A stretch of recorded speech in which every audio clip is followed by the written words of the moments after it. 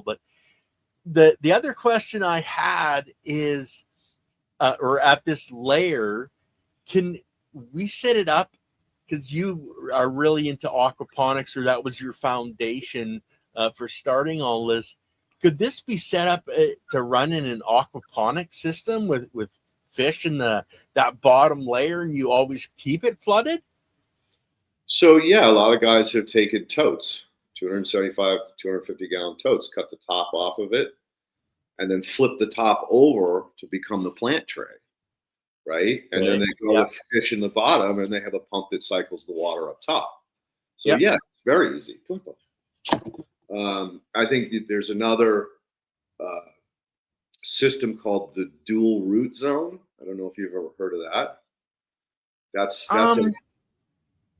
That was brought to America by an Australian gentleman who came over and met with a woman named Sylvia Bernstein, who was a mentor, very much a enthusiast for aquaculture and aquaponics. She ran classes in, I believe it was Colorado, many years ago. And so this guy wanted to tell her about his dual root zone. And it's kind of like a spin-off to some degree of what's called a horizontal soil system, because you're basically flooding the bottom of the pot, and then what happens is you have a little siphon ball valve or bell valve that drains once it gets to a certain level, so you're not keeping it's underwater the whole time. And anyway, so this Australian cat brought it over and was talking to Sylvia Bernstein about it, and then one of her students caught wind of it and then ran with it and basically claimed it as its own. And I won't name that person because to this day that person still badmouthed me for reasons that are lies. But anyway, it doesn't matter. Yeah. Jealousy, whatever.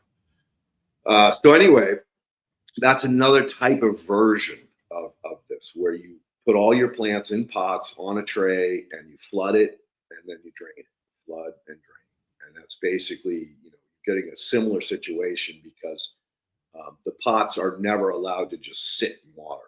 And generally speaking, that they're using a potting soil. And this is going to help prevent that potting soil from going hydrophobic. Right. Okay. So they're using just they're not creating an actual ecosystem. They're just using like a super soil and keeping it moist so it doesn't go hydrophobic. Right on, Perpetual. Yeah. I wasn't going to bring it up either, but So yeah, because I've done flooded drain. I've ran the bell siphons. I hated bell siphons in a or an aquaponic system. I could, only get them to work so long, and then they'd always have a problem. So I like to run it just naturally, the water just flowing as like a deep water culture. But I just wanted to, because some people take aquaponics and they have it with their plants, and then I've seen people that separate it as an aquaculture and then use that water to water their plant. So they've separated the two. So in your system, you could actually do either or. You could just, because we want to keep it as a sip system and not have too much water coming from the top. So you could really, run both types as a pure aquaponics as your base, or just feeding it fish water. So the other thing about sips that make me very nervous is because they don't have that mineral in the water, they can go anaerobic very quickly. And so I've never, and then if you get a plume of non-beneficial bacteria or anaerobes or even facultatives, you can get in trouble real quick. I mean, there was a guy that I worked with years ago who was doing a giant commercial grow, and they were all sips, and they got a bug infestation. They had to tear the whole freaking commercial grow out and start over because you couldn't get rid of them. They would burrow their way up into the sip and set up shop, and you'd poison them, but they'd come right back. And so it was a disaster for that grow. And I think that grow went out of business after they, because you can't take a hit like that. You can't take a couple $1 million hit and bounce back. So anyway, that's my concern with SIPs, is that the mineral properties of the sand, silt, or sand and rock, for whatever reason, don't allow that anaerobic environment.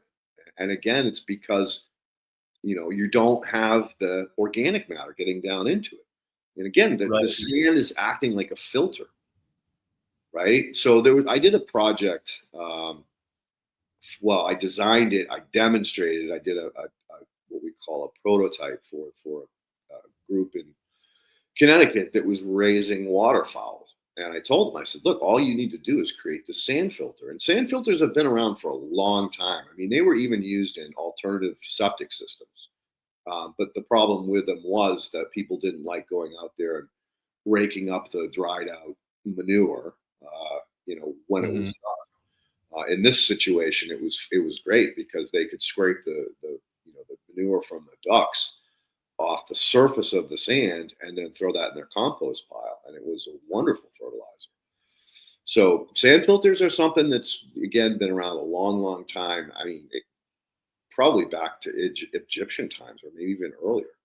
Well, look at your any stream that has a sand bottom. It's a filter, a natural filter. So, it's really keeping with nature.